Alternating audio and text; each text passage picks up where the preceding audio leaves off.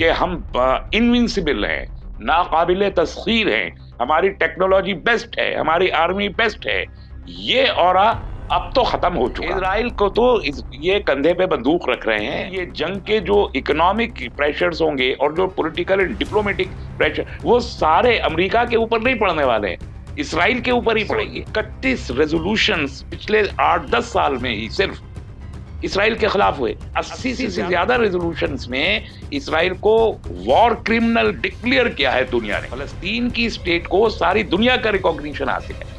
कोई मुल्क दुनिया में ऐसा नहीं है, including Israel itself, US, Israel, European union, सब दुनिया इस बात को इत्तफाक राय से तस्लीम करती है कि फलस्तीनियों का हक है कि वो वहां पर एक फलस्तीनी रियासत का कयाम करें। हमास को जो हासिल करना था वो तो पहले दिन 3-4 घंटे में हमास ने हासिल कर लिया, और वो इतना ज्यादा हासिल कर लिया है कि इसराइल की जितनी भी पॉलिटिकल क्लास और लीडरशिप है वो उससे परेशान हो गई है। पहली चीज जो हमास ने इस सिलसिले में हासिल की, 50 साल से फलस्तीन न्यूज से गायब हो गया था। हमारे उर्दू अखबारात में 1-2 खबरें आती रहती थी, लेकिन इंटरनेशनल मीडिया में फलस्तीन मौजूद नहीं था।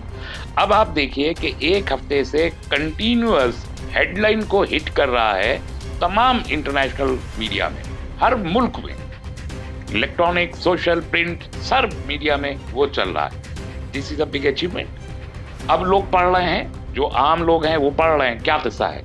नौजवान नस्ल को मालूम नहीं था फलस्तीन का किस्सा क्या है, जिसकी जो भी ओपिनियन हो, प्रो इसराइल या एंटी इसराइल जैसी भी है, लेकिन नौजवान नस्ल पढ़ रही है। ये एक बहुत बड़ा अचीवमेंट है हमास का कि उन्होंने फलस्तीन के मसले को दुनिया के मसाइल के सेंट्रल स्टेज पे लाके खड़ा कर दिया एक ही हमले से। ये कोई कम अचीवमेंट नहीं है, और इसराइल की इससे बड़ी कोई हजीमत नहीं हो सकती कि वो मसला जो वो अरब नॉर्मलाइजेशन के नाम पे, जिसे वो तकरीबन खत्म कर देना चाहते थे, अगर नॉर्मलाइजेशन कंप्लीट हो जाता तो ये मसला तो खत्म हो जाता, तो इसराइल की हेजमनी पूरी दुनिया में हो जाती। क्या नॉर्मलाइजेशन चल रहा था, क्या आता हूं उस पे, अभी अचीवमेंट्स को पूरा करते हैं। एक ये अचीवमेंट हुआ। दूसरा अचीवमेंट ये हुआ कि इन्होंने वहां हमला करके जितने लोगों को भी वहां मारा, सिविलियंस को, आर्मी के लोगों को या जिसको, उसके अलावा तकरीबन 150 जंगी कैदी बनाए हैं। वही जंगी कैदी अब बून ऑफ कंटेंशन है, सारे के सारे जो भी नेगोशिएशंस होंगे, जो होंगे, वो हथियार बन गया है उनके हाथों में। ये बहुत बड़ा अचीवमेंट हमास का है कि अब इस नत के बदले में जो सालों से सैकड़ों बल्कि हजारों फलस्तीनी इसराइली जेलों में हैं और वहां पर वो मुख्तलिफ किस्म के मजालिम बर्दाश्त कर रहे हैं, ये नेगोशिएट करेंगे कि उनसे आज़ादी मिले। तीसरा अचीवमेंट ये कि जो मुहासरा 16 साल से जारी है गजा का, 2007 से आज तक, वो और बहुत ही सख्त मुहासरा है जिसकी कोई कानूनी हैसियत नहीं है, कोई इंसानी हुकूक की एजेंसी उसको जायज़ करार नहीं दे सकती, कोई इंटरनेशनल कन्वेंशन उसे जायज़ करार नहीं दे सकता। सारी दुनिया जो है वो खड़ी हुई सिर्फ देख रही थी कि ये 20-23 लाख लोग वहाँ पर पड़े हुए हैं एक ओपन जेल में। अब उस पर नेगोशिएशन होगा कि ये खुलना चाहिए मुआसरा, इसी जंगी कैदियों की बुनियाद पर। ये तीसरा उनका अचीवमेंट है। चौथा अचीवमेंट कि अब सारी दुनिया, यूनाइटेड नेशंस में भी ये बात जाएगी, बुध के दिन OIC की मीटिंग भी होने वाली है, वहाँ चौथे इस पर डिस्कशन होगा कि 1967 की जो बाउंड्रीज हैं इसराइल और फलस्तीन की, जिसमें फलस्तीन को कभी भी आज़ाद नहीं होने दिया और वहाँ पर वो स्टेट बनने नहीं दी, बल्कि उसके बाद यरूशलेम पे भी अपना दावा इसराइल ने किया। आज उस पर बड़ा सीरियस डिस्कशन होने की उम्मीद है यूनाइटेड नेशन के अंदर कि आप फौरी तौर पर फलस्तीन को एज अ स्टेट रिकॉग्नाइज करें। हालांकि सारी दुनिया रिकॉग्नाइज करती है कि इसराइल को 1967 के पैक्ट के मुताबिक एक स्टेट होना चाहिए side by side with Israel, लेकिन इसराइल ने उसको बसने नहीं दिया। वहाँ एट्रोसिटीज करते रहे, मारते रहे लोगों को, चौकियां बनाते रहे, फर्दर इलीगल सेटलमेंट वहां पर आके बनाते रहे। उसी के लिए तो ये प्रोवोकेशन हुआ हमास में कि आप उस तमाम मुआहदों को वायलेट करके कंटिन्यूअस एस्केलेशन बढ़ा रहे थे, वहाँ सेटलमेंट्स बढ़ा रहे थे, इजरायलियों को दाखिल कर रहे थे, अरबों को भगा रहे थे, मस्जिद अक्सा में गोलीबारी कर रहे थे, नमाजियों को अंदर नहीं जाने दे रहे थे, जो जुमे को भी नहीं, 50 साल से ऊपर के लोग जाएंगे, औरतें जाएंगी, बच्चे जाएंगे, ये जो कर रहे थे कि नौजवानों को घुसने नहीं दे, उस सब पे एक नेगोशिएशन होके मुझे लगता है कि अगर कोई स्ट्रॉन्ग नेगोशिएशन होता है तो फलस्तीन वहां बच सकता है। तो ये अचीवमेंट बज़ाहिर दिखाई देते हैं हमास को इस हमले के बाद में कि वो ये अचीव कर सकता है। अब आप जो बात कर रहे हैं कि इब्राहिम अकॉर्ड क्या था, देखिए इन्होंने बड़ी, अमेरिका ने ट्रंप के जमाने में एक बड़ी शातिराना चाल चली कि भाई हम तो सब हजरत इब्राहिम के मानने वाले हैं, पैट्रियार्क कहा जाता है तमाम रिलीजन्स का हजरत इब्राहिम अलैहिस्सलाम को। जाहिर है कि यहूदियों के भी पैगंबर हैं वो मुत्तफक अलैह, ईसाइयों के भी हैं और मुसलमानों के भी हैं, तीनों के पैगंबर तो वही हैं। तो सबके बाप जो हैं वो हजरत इब्राहिम को कहा जाता है, is the father figure, patriarch. तो इन्होंने ये कहा कि भाई हम सब जब एक ही बाप की औलादे हैं, हम आपस में क्यों लड़ें, हमको एक दूसरे से ताल्लुकात करने चाहिए। ये बात, इसको कहा गया इब्राहिम एकॉर्ड, कि चूंकि हजरत इब्राहिम के नाम पर इन्होंने नेगोशिएट किया। और ये जाहिर है कि एक आई वॉश है इब्राहिम एकॉर्ड। भाई आप कोई पहली बार थोड़ी मान रहे हैं हजरत इब्राहिम को, सब हमेशा से मानते हैं। आप जब अंदर घुस रहे थे 1948 में, तब क्या हजरत इब्राहिम अलैहिस्सलाम के आप नस्ल नहीं थे? तब भी थे। जब आप जंगे इंपोज कर रहे थे इन्हीं अरबों के ऊपर, तब आप हजरत इब्राहिम के औलाद नहीं थे क्या? उस वक्त ये हजरत इब्राहिम की औलाद नहीं थी? उसके बाद से अब तक जो गजा में आप कर रहे हैं, ये हजरत इब्राहिम की औलादे नहीं है? ये आपके भाई इब्राहिमी भाई नहीं है? तो हजरत इब्राहिम के भाई तो 4000 साल से हैं सब लोग।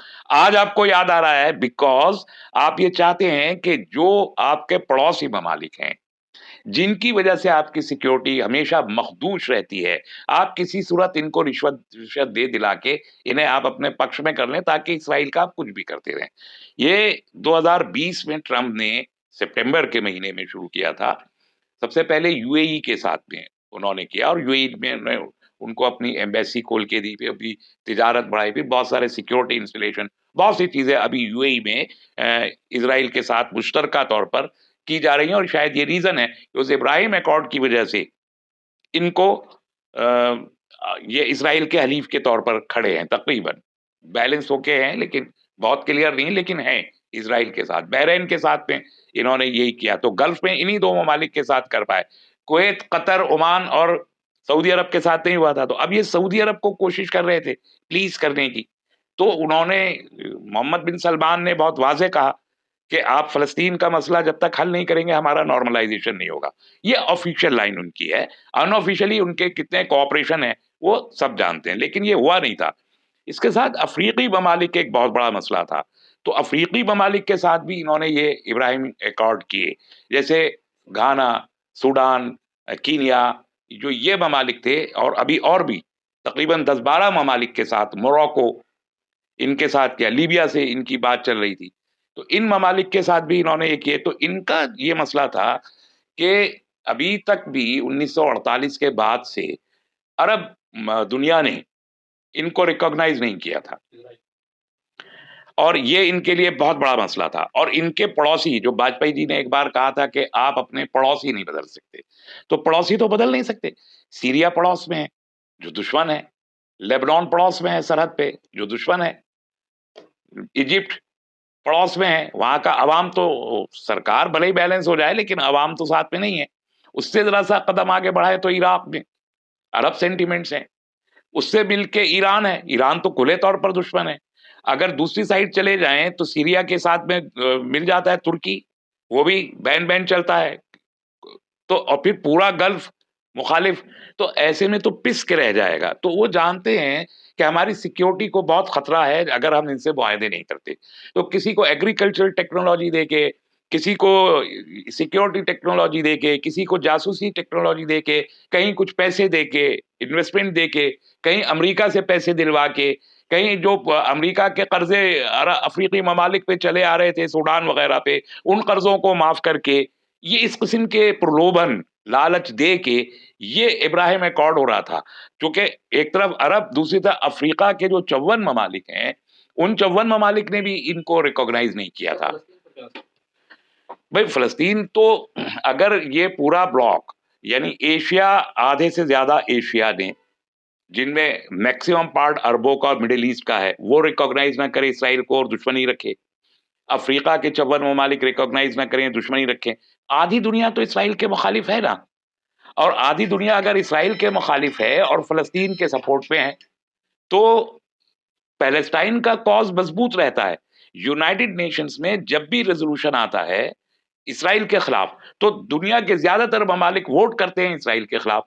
ये रीजन है कि 131 रेजोल्यूशंस पिछले 8-10 साल में ही सिर्फ इसराइल के खिलाफ हुए। 80 से ज्यादा रेजोल्यूशंस में इसराइल को वॉर क्रिमिनल डिक्लेयर किया है दुनिया ने, और ये जाता है इनके फेवर में। फलस्तीन की स्टेट को सारी दुनिया का रिकॉग्निशन हासिल है।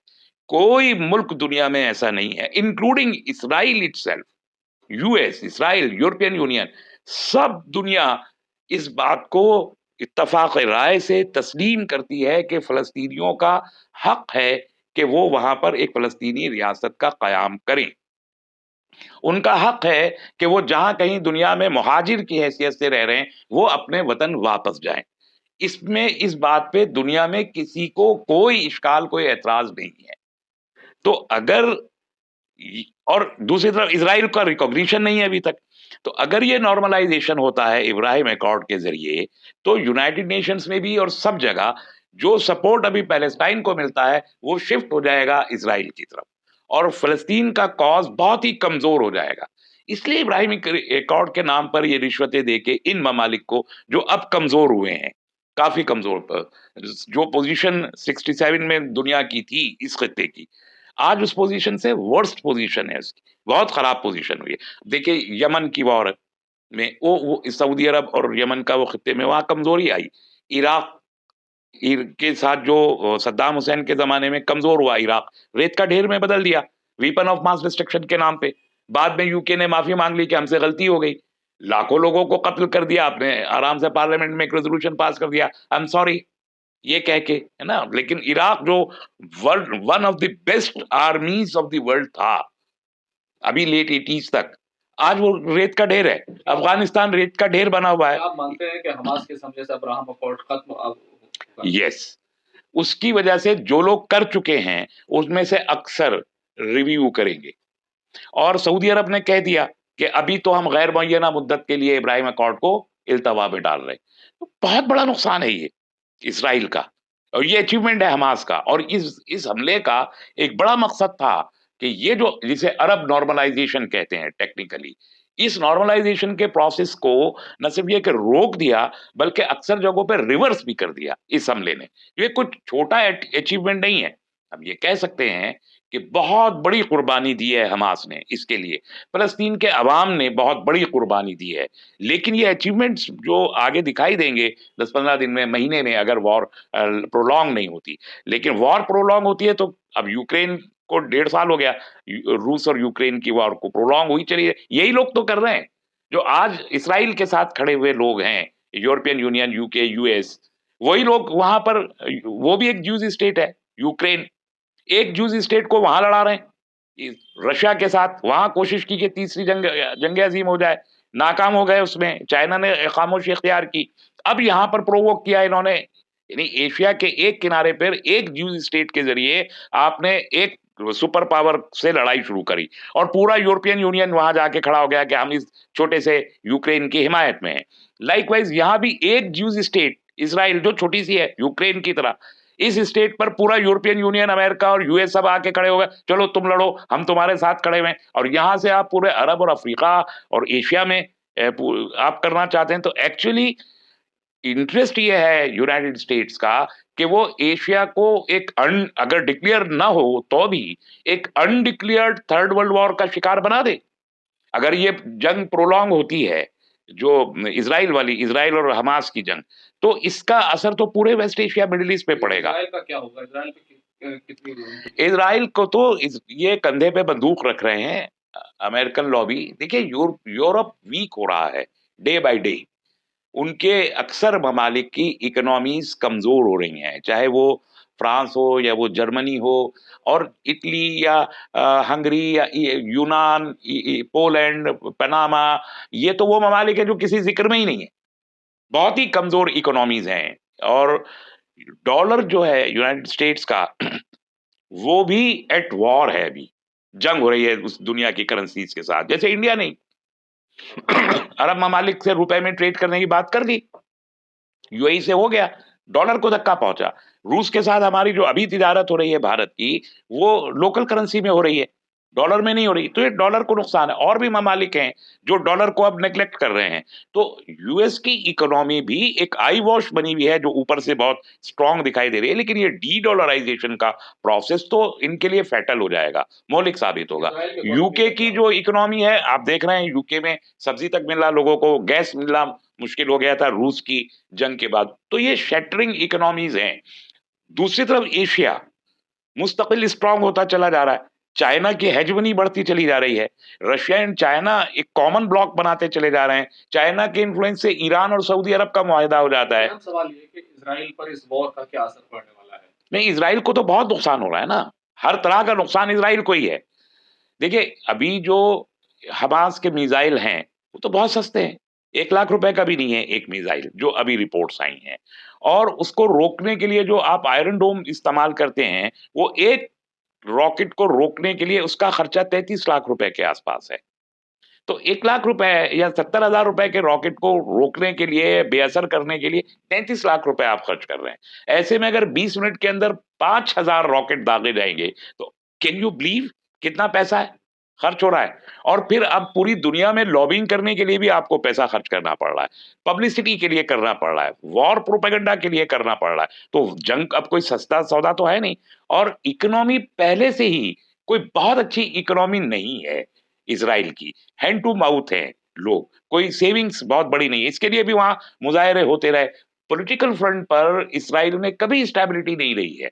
हमेशा एक कोलिशन गवर्नमेंट ही बनी है। अभी भी नेतन्याहू की गवर्नमेंट जो है वो कोलिशन गवर्नमेंट है। नेतन्याहू खुद एज़ एन इंडिविजुअल काफ़ी ज़्यादा प्रेशर में है क्योंकि उनके ऊपर करप्शन के जो इल्ज़ाम हैं, उसने नेतन्याहू को अपनी पूरी ज़िंदगी मतलब पूरी इस्राइल की तारीख़ का मोस्ट करप्ट प्राइम मिनिस्टर बना दिया है। सुप्रीम कोर्ट में उनका ट्रायल चल रहा है, 2-3 महीने में उसका फैसला आ रहा है। अब इस जंग का असर भी उन्हीं के ऊपर पड़ रहा है।